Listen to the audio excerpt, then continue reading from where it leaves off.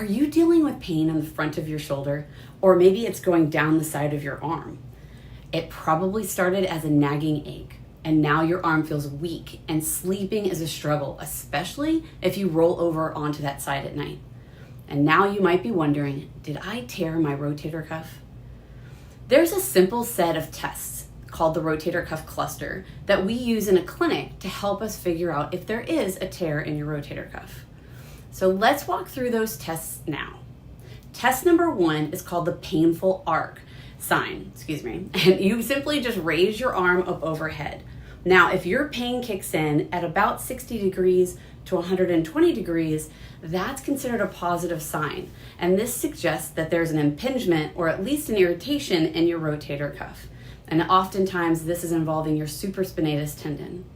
Now, test number 2 is called the drop arm sign test. Now, you simply raise your arm out again to the side, but this time what you're looking for is how well you can control that arm moving down.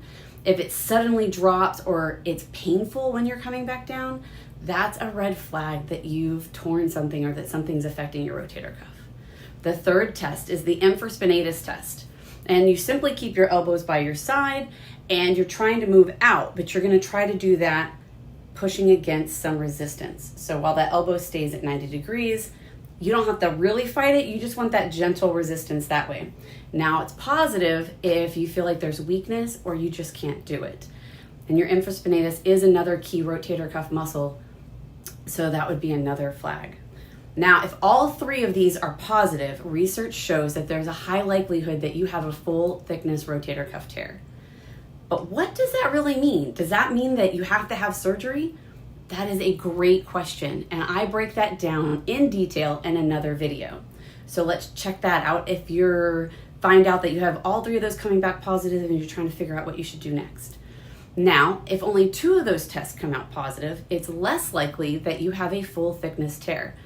But you're probably still wondering what that means and what you should do next. And that is where personalized care makes all of the difference.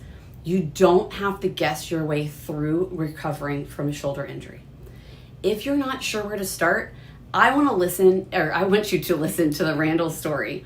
He also had a shoulder problem and he wasn't sure what he was supposed to do, and he was thinking his only option was surgery. Well, spoiler alert, it was not his only option. So whether there is a tear or it's just that your rotator cuff is irritated, I want you to know that you can get better. So check out the comments below and you'll find a quick way to contact my clinic so that we can figure this out together.